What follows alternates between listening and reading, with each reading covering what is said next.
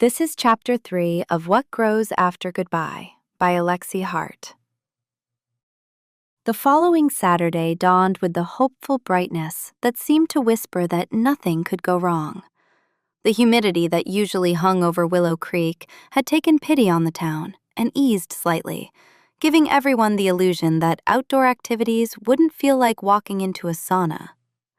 Natalie woke with the sun and a flutter in her stomach she hadn't felt since she was a teenager ready for a date. She promptly told herself to calm down. She was simply meeting Michael at the Founders' Day fair, the same fair she'd attended nearly every year since she could remember. There would be funnel cakes and kettle corn, and teenagers making poor decisions on the tilt-a-whirl. There would be families pushing strollers, and there would be Darlene, who had promised to make an appearance so she could spy on Natalie without being obvious about it. There would also be ghost memories of years past, where she'd held Ben's hand and Jacob's sticky fingers as they weaved through the crowds. Natalie sat at her kitchen table with her coffee, mentally preparing herself. She had chosen her outfit the night before, a pair of dark jeans rolled at the ankle, a soft blue blouse that brought out her eyes, and a pair of sneakers, because there was no way she was wearing sandals around hay and spilled lemonade. She'd even applied a swipe of mascara and lip gloss that looked natural, but made her feel polished. Darlene had texted at 8 o'clock sharp. Darlene, send pics of your outfit. I need to approve. No, you'll tell me to wear something sparkly. Darlene, true, wear something sparkly. Natalie had rolled her eyes and sent a photo anyway. Darlene responded with heart emojis and a gif of Beyoncé flipping her hair. Natalie turned her phone over and took a deep breath. She wasn't sure why she was so nervous.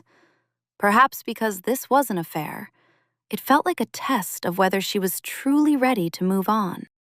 At noon, a truck horn sounded in her driveway. She peeked through the curtain and saw Michael leaning against the side of his black pickup, arms crossed casually, sunglasses perched atop his head.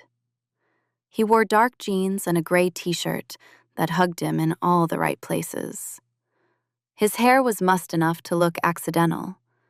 He had the easy confidence of someone who knew he was attractive, but didn't use it as a weapon. She grabbed her crossbody bag and stepped outside. "Ready?" he asked, pushing off the truck as she descended the porch steps. "Born ready," she replied with a grin. "But I'm telling you now, if you drop my funnel cake, I will never forgive you." He placed a hand over his heart. "Funnel cake is sacred. I would never."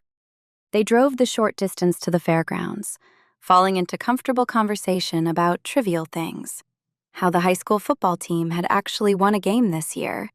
How Mrs. Givens still ran the PTA with an iron fist, even though her kids were in college. How Darlene had signed Natalie up for a pottery class without her permission. "When did I say I wanted to be the ghost of Patrick Swayze?" Natalie lamented. And how Michael's mother had started a community garden in her backyard that was now the talk of the neighborhood. The fairgrounds were already crowded, a sea of people moving between tents and rides. The air was thick with the scent of sugar, grilled meat, and hay. The sounds of children shrieking in delight, or terror, and carnival game barkers hollering for business created a soundtrack of chaos that could either be exhilarating or exhausting. Natalie felt a jolt of energy run through her as they walked through the entrance. For years, this fair had symbolized tradition, stability. Now, with Michael by her side, it felt like something new. "Where to first?" he asked, glancing at the map a volunteer had thrust into his hand. She tipped her head towards a line of booths with gains. "I seem to recall a promise about a giant stuffed bear." "Ah, yes." Michael's mouth quirked. "Your humble servant shall win you your bear, my lady." She laughed. "Don't embarrass yourself. Or me." They approached the ring toss booth, a rickety stand painted in gaudy primary colors. Glass bottles were lined up in neat rows, their necks waiting for the toss of wooden rings. A surly teen with a patchy mustache took Michael's money and handed him a stack of rings. "Prepare to witness greatness," Michael intoned dramatically as he squared his shoulders. Natalie snorted. "You do realize the ring toss is rigged, right? The neck of the bottle is wider than the diameter of the ring by like half a centimeter." "So you're saying I should aim for the ones in the back," he said, eyes narrowing as he calculated. He flicked the first ring. It sailed, hovered over a bottleneck, and clattered onto the table. Natalie clapped politely. He narrowed his eyes in mock annoyance. "Warming up." He flicked another. Miss. Third time, also miss. Fourth ring, he stepped back, took a breath as if he were about to sink a free throw in the NBA, and tossed. The ring circled the neck of a bottle and, miraculously, dropped down over it. The bell rang as if announcing the start of a boxing match. Natalie threw her hands in the air and cheered. "Beginner's luck!" she cried, delighted. The teen in charge rolled his eyes, grabbed a long hook, and pulled down a bear roughly the size of a toddler. It wore a bow tie and had a slightly lopsided eye. He thrust it towards Michael. "Here," he muttered. Michael accepted the prize and turned to Natalie, presenting it with an exaggerated flourish. "For you, m'lady." Natalie hugged the bear, laughing. "Its name is now Sir Lopsalot." "Sounds noble." They walked away from the booth, Michael carrying Sir Lopsalot on one shoulder like a soldier with a flag. People smiled at them. Some nodded in recognition. Others simply because a giant stuffed bear tends to make people happy. They shared a funnel cake, each ripping off pieces and coating their fingers in powdered sugar. They tried their hand at a dart balloon game, where Natalie missed every dart on purpose because she couldn't bear the thought of popping a balloon. Michael won her a small goldfish made of glass at a different game, and she slipped it into her bag. As they wandered, they bumped into acquaintances from all corners of their lives. Mrs. Givens insisted on hugging them both and whispering conspiratorially, "It's about time you two found each other," causing Natalie to choke on her lemonade. A group of teenagers that included Darlene's daughter Ava shrieked, "Mom said you'd be here," and then ran off, giggling. Natalie saw the pastor from her church, who gave her a kind smile and said, "Good to see you enjoying yourself," without any hint of judgment. A couple women from her book club exchanged glances and then nodded at Michael approvingly, which she pretended not to see. They rode the Ferris wheel, which creaked ominously as it took them high above the fairgrounds. From the top, the town stretched out in all directions, small and familiar, and for what felt like the first time in a while, full of possibilities. Natalie clutched the safety bar, not because she was scared of heights, but because she was aware of how close Michael was beside her, his thigh pressed against hers in the small metal cart. "This used to feel so huge when we were kids," she mused, looking out. "It did," he agreed. Everything felt huge back then. Problems were insurmountable, and the future was this far-off place we could only dream about. Now, here we are, and the Ferris wheel is tiny. She turned her head to look at him. His eyes were fixed on the view, his expression thoughtful. There was stubble on his jaw she wanted to reach out and trace, to see if it felt as soft as it looked. Instead, she forced her gaze back to the horizon. "Does it feel weird being back?" she asked. "Sometimes," he admitted. "It's like stepping into an old pair of shoes. They fit, but they don't feel the same. You know everyone's routines, and yet you've changed. I used to be the kid who couldn't talk to you without stuttering. Now I'm sitting here on a Ferris wheel with you, and like I've lived a whole other lifetime in between." Her breath caught. She didn't know how to respond to that, so she settled for honesty. "You're very different. I mean that in the best way." He glanced at her, and their eyes locked. The moment stretched, thin as taffy. His gaze dropped to her mouth and flickered back to her eyes. Her heart thudded. She wondered if he would lean in, if she would. She wondered if she wanted him to. The Ferris wheel jerked forward, breaking the spell as they descended. When they got off, they were both a little quiet, each lost in their own thoughts. They wandered towards the craft booths, where locals sold homemade candles, knitted scarves, and carved wood trinkets. Natalie recognized Maggie, a woman who had been in her yoga class, sitting behind a table covered in handmade soaps shaped like fruit slices.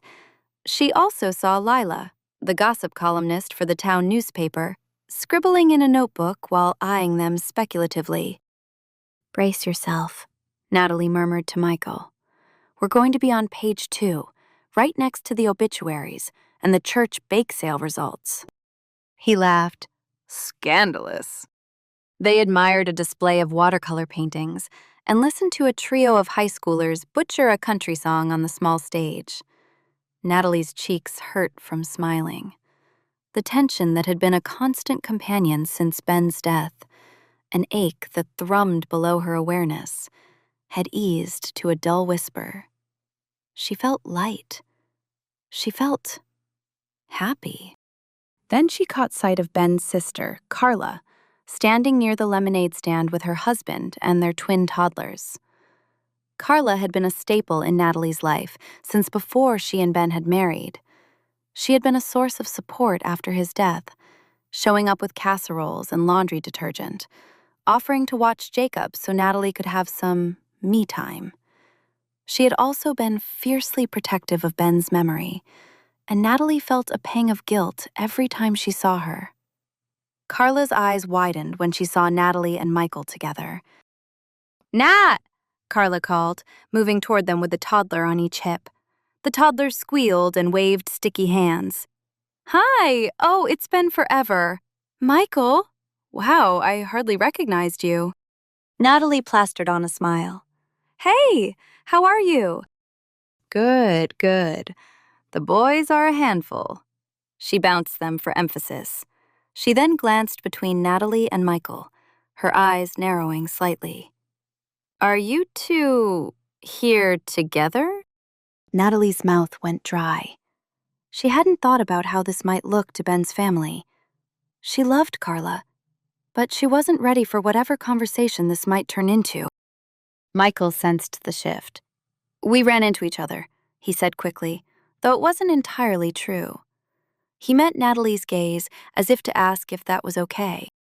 "We did," Natalie echoed, grateful, but also suddenly tired of pretending she wasn't allowed to be here with him. She forced herself to push past the guilt and decided to hang out. "It's been nice catching up." Carla's expression softened. "Of course it has," she said, and then she smiled, genuine and warm. "Ben would want you to be happy, Nat. Don't ever forget that." Her voice thickened. "He would." Natalie swallowed the lump in her throat.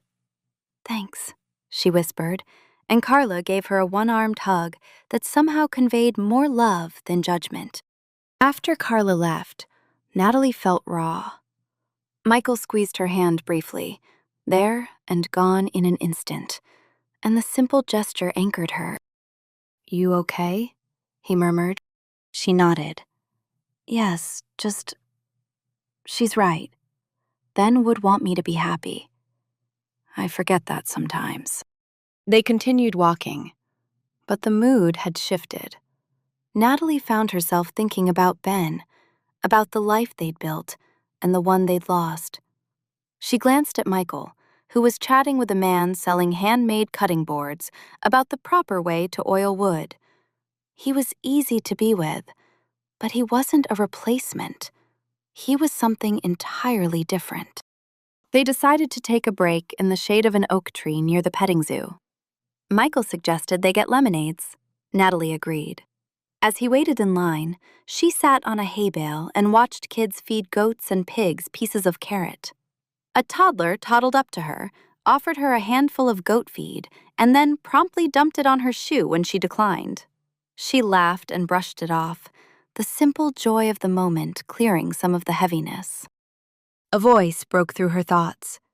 "Hey there, pretty lady. Mind if I join you?"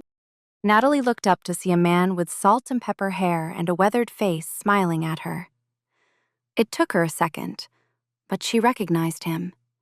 Jim Buckley, known in high school for driving a Camaro and wearing cowboy boots to prom.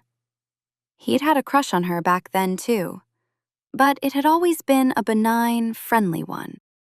"Jim," she said, genuinely surprised. "I haven't seen you in forever." He sat on the hay bale next to her, leaning his elbows on his knees. "Been up in Jacksonville, running a construction business. Came down for the fair. I saw you and thought, well now, there's a sight for sore eyes. How've you been?" "Good," she answered, not entirely sure. "Busy, you know." "I heard about Ben." Jim's expression shifted to sympathy. "I'm real sorry. He was a good guy." "Thank you," she said. "It's been 2 years now. It's weird. Some days it feels like it's been 20. Other days, like yesterday." Jim nodded, his gaze holding hers. "Well, if you ever need a friend to talk to, or someone to take you out, you let me know." Natalie blinked. Before she could formulate a response, Michael returned, 2 lemonades in hand. He took in Jim's proximity, the hay bale, and Natalie's slightly frozen expression. His jaw tightened enough for her to notice. He held out a lemonade to her, his smile polite but clipped. "Here you go," he said. He looked at Jim. "Hey, Michael Lawson," Jim said, recognizing him. "Well, I'll be damned. Didn't take you for someone who'd land back in Willow Creek." "Nice to see you too," Michael replied evenly. "Catching up with Natalie," Jim said, standing slowly. "You folks have a good day. Remember what I said, Nat." He tipped an imaginary hat and sauntered off. Natalie took a sip of her lemonade and nearly choked. Michael's eyes were on Jim's retreating back, his expression unreadable. "What was that about?" he asked, turning to her. Natalie shrugged, flushing. "Jim was always flirty. It doesn't mean anything." Michael arched a brow. "Does he flirt with everyone by promising them dates at a petting zoo?" She laughed, despite herself. "Probably. If you're jealous, say so." He looked at her for a heartbeat, then smiled. "Maybe I am. A little. I thought I had exclusive rights to win you giant stuffed animals today." She bumped his shoulder with hers. "You do. I'm not interested in Jim. Or his cowboy boots." "That's it." He drank his lemonade and wiped his mouth. "Because I was going to challenge him to a duel. But I didn't bring my sword." "Smart. Swords are frowned upon at petting zoos." They finished their drinks and wandered over to the stage where a local bluegrass band had started playing. Michael reached for her hand again, and this time he didn't let go. His fingers intertwined with hers easily, like they'd been doing it for years. The weight of his hand was comforting and exhilarating at once. She wondered if anyone was watching. She decided she didn't care. The band launched into a cover of Ring of Fire, and older couples danced on the grass. Children mimicked them, spinning and laughing. Michael nudged her. "Dance with me?" Natalie hesitated. "I don't remember how." "It's swaying and not stepping on each other," he assured her. "Or we can make fools of ourselves together." He tugged her gently onto the grass. She went because she wanted to, and because the idea of turning him down seemed impossible. He placed his hands on her waist. She rested hers on his shoulders. The music wrapped around them, a cheerful, upbeat tempo that belied the hammering of her heart. They swayed, a small circle among dozens of other small circles, a universe of their own. Michael hummed along. He always had a good voice, she remembered suddenly. And she laughed when he dipped her unexpectedly. "You're ridiculous," she said, breathless when he brought her back up. He grinned. "But are you having fun?" "Yes," she admitted. "More than I thought I would." He pulled her a bit closer, his voice soft. "Me too." The song ended, and the next one began. They kept dancing, their movements syncing like they had their own rhythm. Somewhere, at the edge of the field, Darlene whooped and waved at them. Natalie stuck her tongue out. Darlene responded with a thumbs up and a wink. When they finally stepped off the grass, Michael kept her hand in his. "Are you hungry? Because I'm starving. If I don't get a corn dog soon, I might pass out." Natalie laughed. "We can't have that. We still have to judge the pie contest." Pie contest? It's a tradition. The town elders judge pies from everyone who enters. The winner gets a blue ribbon and bragging rights for a year. There's always leftover slices for the public. I plan my day around it. "Lead the way," he said, mock solemn. They found the pie tent and sampled slices from peach to pecan to chocolate silk. Natalie insisted that Mrs. Jenkins' blueberry pie was the best because it was the same one she'd brought over to Natalie's house when Ben died. Michael declared his allegiance to strawberry rhubarb. They argued lightheartedly about crust versus filling as they licked crumbs off their fingers. It was late afternoon when they finally decided to head home. They'd done almost everything the fair had to offer. Natalie had a bag of kettle corn under one arm, Sir Lopsalot slung over her shoulder like a backpack, and a fake tattoo of a flamingo on her forearm, courtesy of a booth run by teenagers. Michael had acquired a mason jar of locally made pickles, a jar of raw honey, and a sunburn on the back of his neck. As they walked toward his truck, Natalie's phone buzzed. It was a text from Jacob. "Jacob, got done with orientation. My roommate is allergic to peanut butter. Pray for me. I will light a candle. Call me later. Love you." She slid the phone into her pocket and caught Michael watching her. "He seems okay?" Michael asked. "He is," she said. "He's thriving. It's harder for me than for him, I think." Michael opened the truck door for her. "Then we have to find ways to fill your time so you don't drive to his dorm with a cooler full of casseroles." "I would never," she protested, and he gave her a look. "Okay, fine. Maybe once." He drove her home. The conversation shifted to lighter topics. Favorite fair foods? Both agreed that caramel apples were overrated. Worst summer jobs? Michael had mowed lawns. Natalie had scooped ice cream. And which TV shows they binge-watched when they couldn't sleep. The sun hung low on the horizon, painting the sky in shades of lavender and gold. When they pulled into her driveway, Natalie felt a reluctant sadness that the day was over. She didn't want to go back into her quiet house. She wanted to sit on the porch and talk until the fireflies came out. She wanted to keep this feeling of being seen and wanted and alive. Michael shifted in his seat to face her. "Thank you for today," he said. "I had a good time." "Me too," she replied.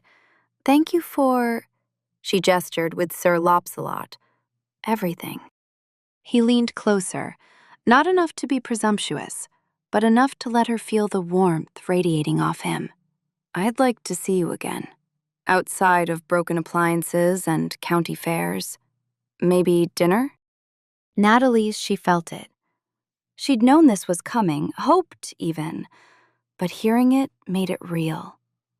She thought of Ben, of Carla's words, of the way her fingers fit between Michael's, of the taste of powdered sugar on his lips when he'd jokingly stolen the last piece of funnel cake and she'd swatted him.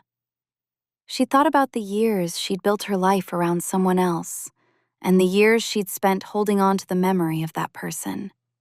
She thought about who she was now, this version of herself who was still figuring things out. "Yes," she said, and the word felt like a release. "Dinner sounds nice." He smiled, slow and wide. "Friday? I'll pick you up at 7? "Okay," she said, the flutter turning into a steady beat. It's a date. He leaned in and pressed a kiss to her cheek, lingering a fraction longer than before. Good night, Natalie. Night, Michael.